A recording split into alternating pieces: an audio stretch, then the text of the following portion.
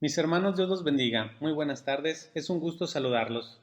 Espero Dios se encuentre bien, allí en casa, acompañado de sus seres queridos y que además, dadas las circunstancias de aislamiento social, y ya que estamos más tiempo con la familia, hagamos lo que dice la palabra en Efesios 5:16. Y que en estos días de aislamiento estemos aprovechando bien el tiempo, porque los días son malos.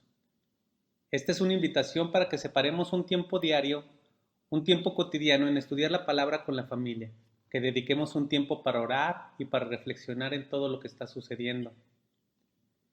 Vamos a iniciar con el estudio del día de hoy, con un breve recuento de lo visto la vez anterior.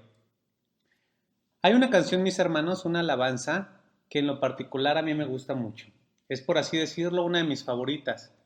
Esta alabanza es interpretada por el pastor Julio Márquez y la letra al inicio dice más o menos así. Tú dijiste, id y predicad, a todo el mundo tu evangelio anunciad, que todo ser pueda escuchar. Esta canción surge de manera parafraseada del versículo 19 de Mateo 28, no lo busque, que dice así, Mateo 28, 19, por tanto id y haced discípulos a todas las naciones. Y también encontramos esto en Marcos 10, 13, y es necesario que el evangelio sea predicado a todas las naciones. La predicación de la palabra, mis hermanos, es algo que nos fue encomendado a todos los creyentes. Esta no es una tarea exclusiva solamente de algunos, es una tarea de todos los que nos decimos cristianos. Es algo que nos corresponde hacer a usted y a mí. Sé que todos lo sabemos, pero a veces se nos dificulta hacerlo. Sin embargo, yo lo animo a que predique, que comparta la palabra, que poco a poco comparta las grandes cosas que ha hecho Dios en su vida. Incluso en estos tiempos en los que estamos separados de la familia, podemos compartir las buenas nuevas de salvación a través de los medios digitales, con los amigos, con conocidos y con nuestra propia familia.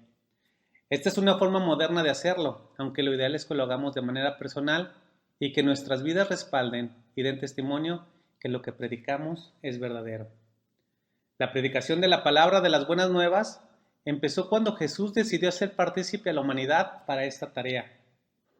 Porque aproximadamente a la mitad de su ministerio terrenal, Jesús reunió a sus 12 discípulos para que fueran a predicar el reino de Dios por toda la zona de Galilea.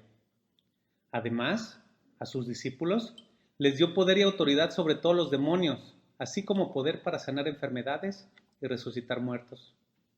De manera temporal, ellos fueron partícipes del poder necesario para respaldar la predicación. A su partida, Jesús les dio instrucciones para que aprendieran a depender al 100% de la provisión y el cuidado por parte de Dios. Y les dijo, no tomarán nada para el camino, ni bordón, ni alforja, ni pan, ni dinero. También les dijo que no llevaran un cambio de ropa. Estas instrucciones son fáciles de oír, pero son difíciles de hacer. Esta era una prueba de fe para los discípulos. También les advirtió que se cuidaran de ellos mismos, que no sacaran ventaja de lo que les había sido otorgado, que no buscaran beneficiarse obteniendo recursos económicos o dádivas especiales, que no sacaran provecho al predicar la palabra, al sanar enfermos o al resucitar a alguien. Por el contrario, que todo lo dieran de gracia, porque todo lo habían recibido de gracia. Jesús los exhortó a que mostraran contentamiento, agradeciendo el lugar y los alimentos que les ofrecían. Y por último, Jesús los alentó a tener discernimiento. Les dijo a sus discípulos, sean observadores, pues a donde quiera que no los reciban, salgan de ese lugar y vayan a otro. Aprovechen el tiempo para compartir las bendiciones a quienes sí les interesa. No den lo santo a los perros y las perlas a los cerdos. Dejen ese lugar y sacudan el polvo de vuestros pies en testimonio contra ellos. Mis hermanos, recordemos que todo lo que Jesús les enseñó a sus discípulos, lo que fue para ellos, también es para nosotros. Así pues, cuando prediquemos la palabra, usted y yo, debemos de hacerlo con un espíritu humilde, reconociendo que es la palabra de Dios. La palabra es de Él, no es nuestra. Y que tenemos la fortuna de ser usados por Dios. Por lo tanto, con amor, nosotros demos de gracia lo que hemos recibido de gracia. Hoy vamos a continuar con nuestro siguiente tema, pero antes de continuar, acompáñenme en oración para poner este servicio en manos del Señor. Ahí en su lugar, cierre sus ojos si es tan amable. Bendito Dios y Padre Celestial, te damos muchas gracias, Señor, por esta noche. Te agradecemos, Señor, la oportunidad que tú nos brindas, como siempre, de tener este tiempo para aprender de tu palabra. Sabemos, Señor, que lo importante es que tú estás en medio de nosotros, que tú estás al lado de nosotros, Señor, y que tú eres el que nos está guiando por medio de tu Espíritu Santo. Ayúdanos, Señor, a discernir lo que tú nos estás queriendo enseñar y por sobre todas las cosas que lo podamos aplicar a nuestra vida y ponerlo por obra. Sé tú, Señor, hablando a través de mí, te lo pedimos en el nombre de tu Hijo, nuestro Señor Jesucristo. Amén. Muy bien, mis hermanos, pues el día de hoy en la serie En Palabras de Jesús estudiaremos un milagro especial. Este milagro es el único, además de la resurrección, que es narrado en los 4 evangelios. Por eso es especial. Es un milagro muy grande, muy hermoso. Es el milagro donde Jesús alimenta a 5,000. Busque en su Biblia, por favor, si es tan amable, en Lucas 9, versículo 10, y vamos a desglosar estos versículos. Aunque solo encontraremos unas palabras de Jesús, la historia es muy interesante. Espero ya lo tenga. Vamos a la primera parte de este versículo. Lucas 9, 10. Vueltos los apóstoles, le contaron todo lo que habían hecho. Hasta aquí. Ponga mucha atención. ¿Qué es lo que sucedió? Jesús llamó a estos 12 rudos pescadores sin educación como discípulos, y además los nombró apóstoles. La palabra apóstol significa aquel que es enviado en representación, significa embajador o mensajero. Los discípulos habían salido en parejas a compartir el mensaje, la predicación, pero llegó el día en que regresaron de su expedición. No sabemos por cuánto tiempo estuvieron predicando. ¿Fueron días, semanas, quizás un mes? No lo sabemos, pero independientemente del tiempo, por el contexto, podemos ver que al regresar ellos venían felices. Habían hecho la tarea que les había sido encomendada. Así que llegaron con Jesús y le contaron todo lo que vivieron, todo lo que habían hecho. Esta parte es muy importante porque habla primeramente de la sujeción que ellos tenían hacia la autoridad de Jesús. Literalmente llegaron con Jesús a reportarle, a decirle: Señor, estuvimos en todos estos poblados, en estas ciudades, y todo lo que nos dijiste sucedió. No llevamos ni dinero, ni ropa de cambio. Confiamos en ti, tuvimos fe y en todo este tiempo no nos faltó sustento. En cada lugar al que llegamos, siempre hubo alguien que nos recibió. Ellos nos brindaron de corazón lo que tenían, un lugar donde descansar, y compartieron con nosotros el pan. Gracias, Señor, porque en ningún momento tuvimos problemas por los caminos. No necesitamos de defendernos. Realmente pudimos sentir el cuidado de Dios en cada uno de nosotros. Y además, al predicar las buenas nuevas del reino, la gente estaba atenta. Muchos se arrepintieron y creyeron. También sanamos enfermos y expulsamos demonios. Y por último, Señor, con tristeza, tenemos que decirte que en algunos lugares tuvimos que sacudir el polvo de nuestros pies, porque no fuimos bien recibidos. Cuando los discípulos están en toda esta plática, hablando emocionado con Jesús, reportando sus andanzas, Jesús está haciendo la función de pastor. Primeramente, los está escuchando. Sí, escuchando atentamente cada palabra dicha por ellos. Jesús se da cuenta de que así como venían felices, también venían cansados, exhaustos por el trabajo. Y por otro lado, según lo que los discípulos narraban, Jesús observaba las fallas, las carencias y los errores que cometieron. Pero estos eran errores normales, no eran errores intencionales. Cosas que por su inexperiencia, por su emoción, incluso por sus nervios, hicieron de más, y otras cosas que dejaron de hacer. Pero aquí viene la parte que me gustó de esta historia. Vaya conmigo a la segunda parte de Lucas 9:10. La palabra de Dios dice así: y tomándolos, se retiró aparte a un lugar desierto de la ciudad llamada Betsaida. ¿Qué fue lo que hizo el Señor con sus discípulos? Bueno, primero los recibió, los escuchó y después los tomó, es decir, les dijo: vengan, vayamos a un lugar apartado. Aquí vemos el cuidado personal de Jesús. Les dice: necesitan descansar, están agotados. Jesús los separa de las multitudes para que puedan recuperar sus fuerzas e incluso para alimentarse correctamente, ya que en otro evangelio dice que por predicar en ocasiones no comían. Pero lo más importante era que Jesús estaba pasando un tiempo exclusivo con ellos, con sus discípulos. Y en este tiempo especial, apartados de todos, Jesús los estaba ministrando. Les estaba enseñando, muy seguramente también les estaba corrigiendo sus fallas, les estaba explicando en qué se habían equivocado. Tal vez le dijo a Andrés, Andrés, tienes que ser más abierto. O le dijo a Pedro, Pedro, tienes que ser más mesurado, no seas tan impulsivo. Considero que en ese tiempo especial Jesús estaba animándolos a seguir adelante, pues más de alguno se pudo desmoralizar cuando fueron rechazados y tal vez agredidos verbalmente.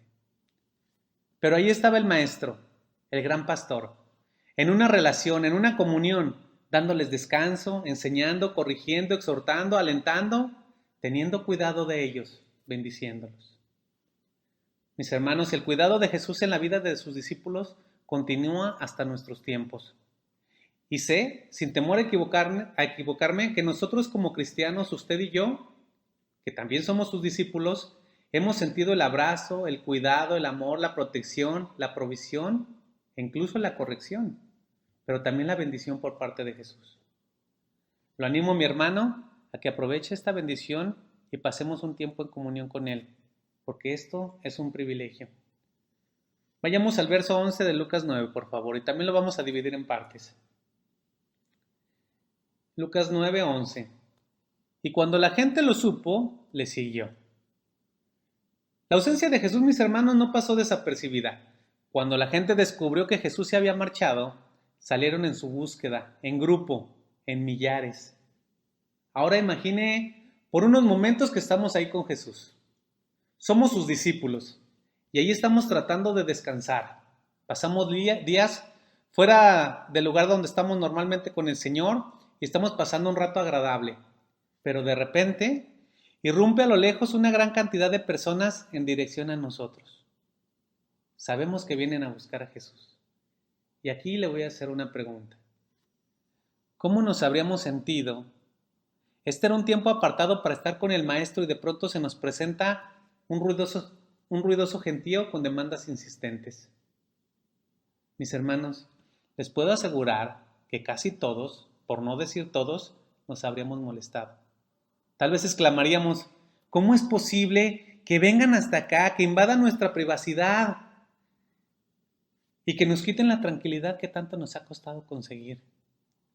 Porque a ninguno de nosotros nos gusta que nos interrumpan, ya sea que estemos demasiado ocupados o que estemos descansando. Molestarnos cuando somos interrumpidos, sea cual sea la circunstancia, es algo cotidiano, muestra nuestra realidad, parte del carácter carnal que aún tenemos. Y esto nos evidencia como hombres y mujeres egoístas que pensamos solamente en nosotros. Pero no así Jesús. Él hace algo diferente.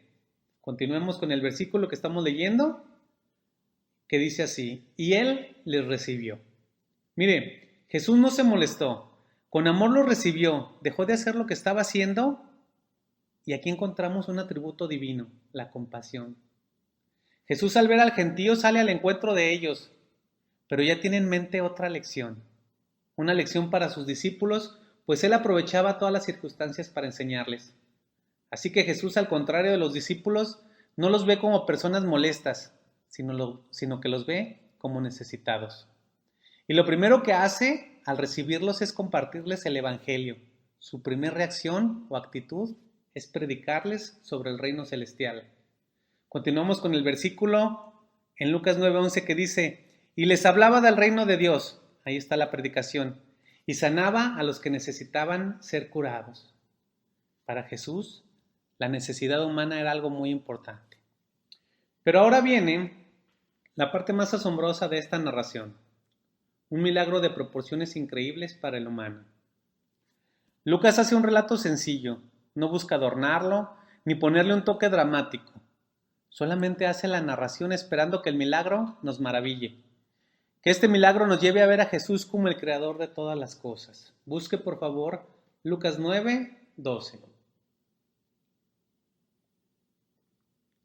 Pero el día comenzaba a declinar y acercándose los 12 le dijeron, despide a la gente para que vayan a las aldeas y campos de alrededor y se alojen y encuentren alimentos, porque aquí estamos en un lugar desierto. Ponga mucha atención, mi hermano. Los 12 discípulos no estaban muy contentos con la multitud que se había acercado. Ellos, los discípulos, tal vez se sentían molestos con el gentío por haber sido interrumpidos de su descanso y de lo que pudo haber sido una buena plática, un intercambio de experiencias. Los quitaron de ese tiempo cuando estaban solos con Jesús.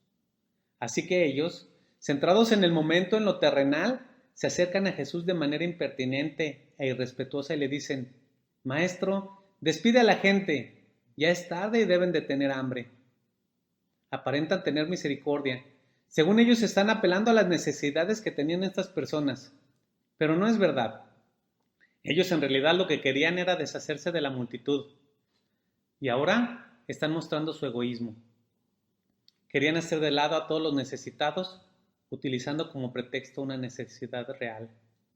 Ellos, los discípulos, tratando de manipular la situación, llegan diciendo: Señor, despídelos, han de tener mucha hambre y aquí no hay nada. Lo que no sabían es que esta acción, la dureza de su corazón, los llevó a enfrentar otra lección. Jesús, cuando los llamó y les dijo que serían pescadores de hombres, los estaba haciendo partícipes de su misión, una misión de servicio a los demás aquí en la tierra. Y hasta este momento, ellos aún no entendían que estaban para servir. Y no lo entendían porque aún no tenían verdadera misericordia. Tan pronto habían olvidado cuál era su misión. Por increíble que parezca, aunque acababan de llegar de predicar, de evangelizar, de sanar enfermos y de echar fuera demonios, ahora estaban pensando de manera egoísta. Tan rápido regresaron a su estado previo, tal parece que no habían aprendido nada. Mis hermanos, este ejemplo de la actitud de los discípulos, tristemente es una constante en la vida de nosotros como cristianos. Que ciertamente nos congregamos, sí, vamos a la iglesia, decimos que vamos a aprender de la palabra de Dios y tristemente, cuando regresamos a nuestras casas, no tenemos un cambio verdadero. Regresamos a lo mismo. Seguimos igual, sí, a pesar de lo que hemos aprendido, a pesar de todo lo que hemos escuchado, no hay cambios visibles en nuestra vida. Algo está sucediendo.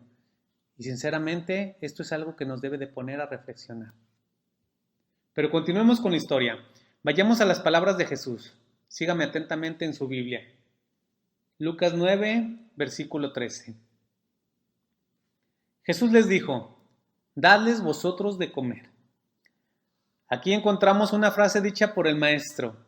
Una frase que para los oídos de los discípulos debió haber sonado fuera de lugar.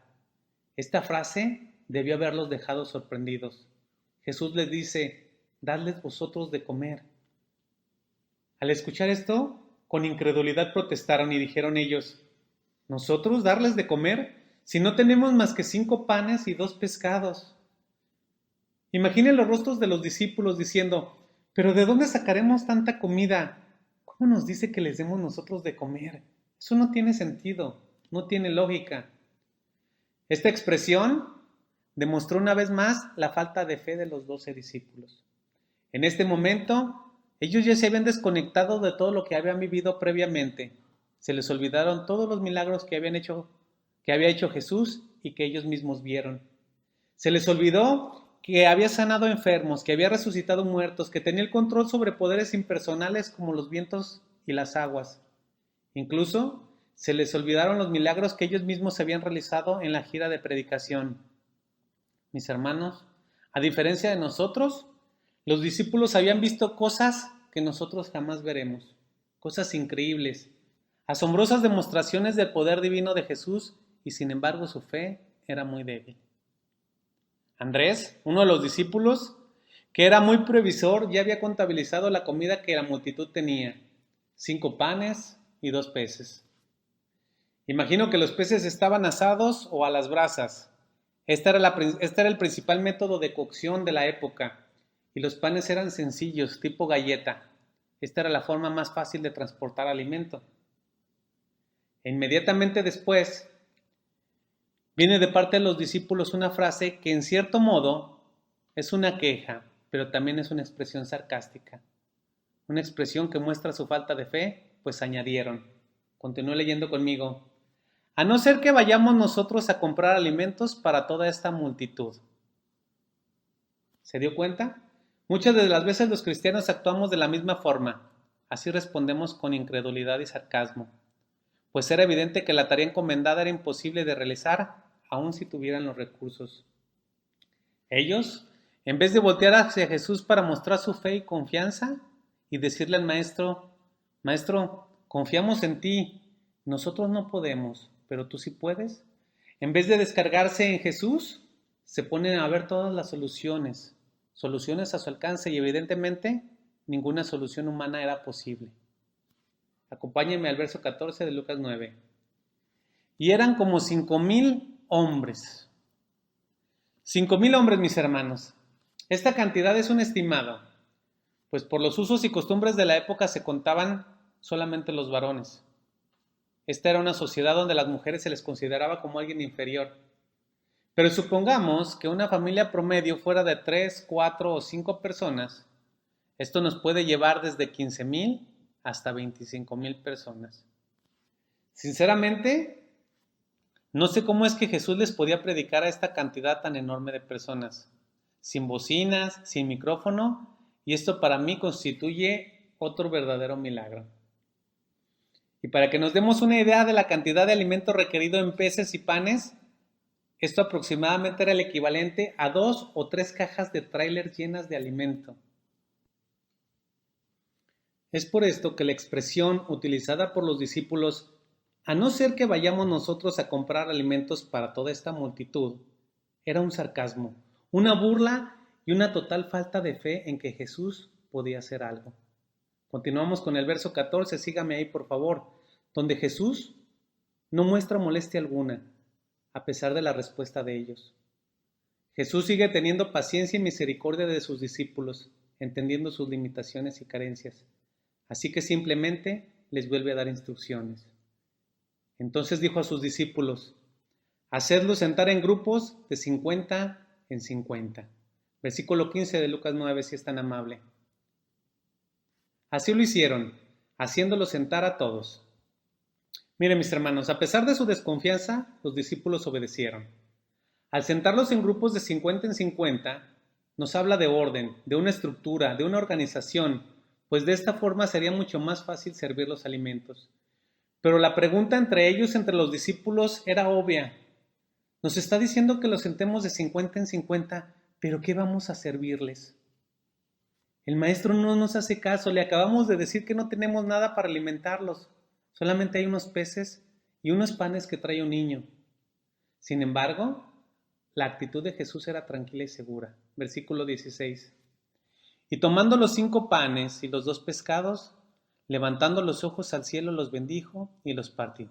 Y dio a sus discípulos para que los pusiesen delante de la gente. Jesús lo que hizo es lo que todo padre judío hacía en una comida.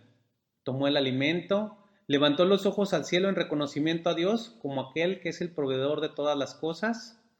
No hubo nada místico o extraordinario que hizo que aparecieran cientos de peces por todos lados, nada de eso, sino que solamente bendijo el alimento y lo partió.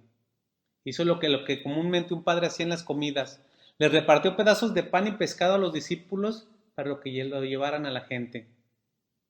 Jesús estaba haciendo un maravilloso milagro de una forma discreta. Pero Lucas utiliza este relato para mostrar el poder creador de Jesús a sus lectores.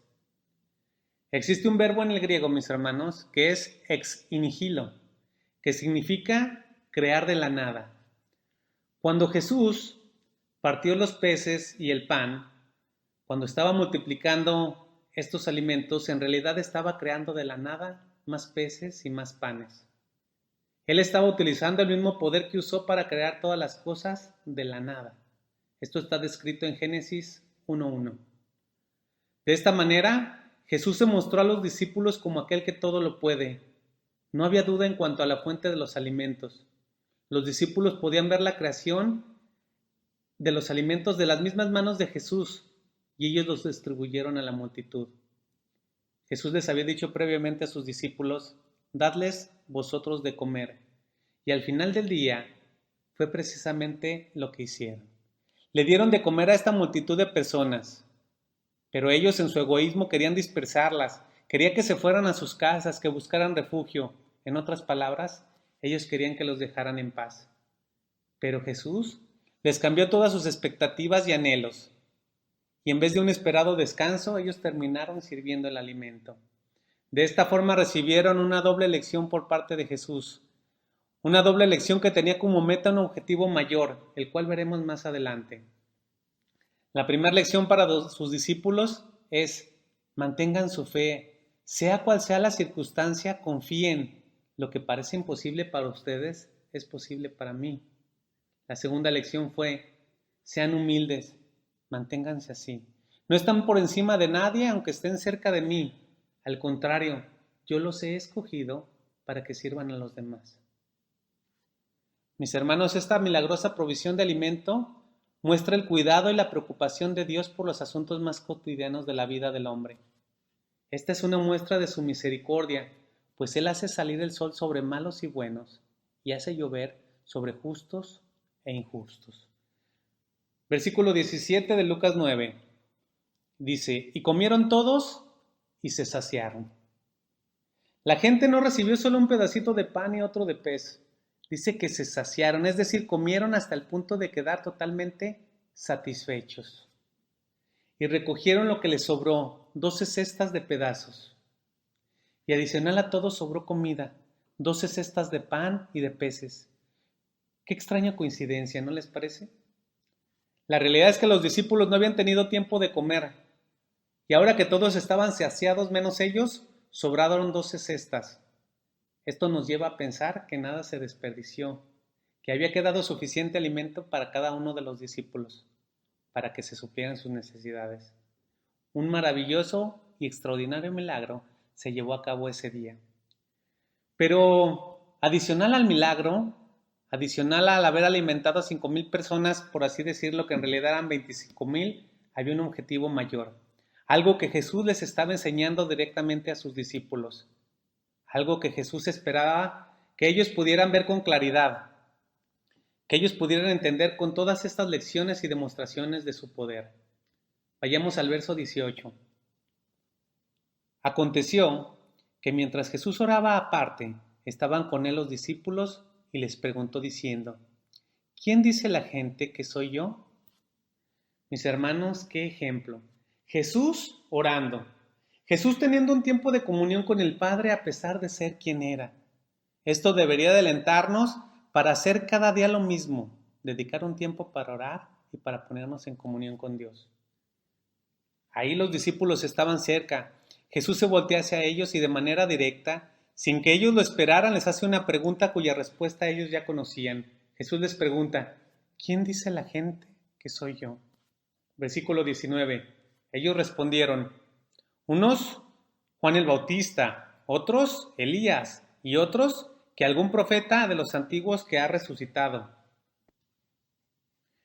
Estas eran las respuestas humanas y siguen siendo las mismas respuestas y opiniones que el mundo tiene en estos tiempos.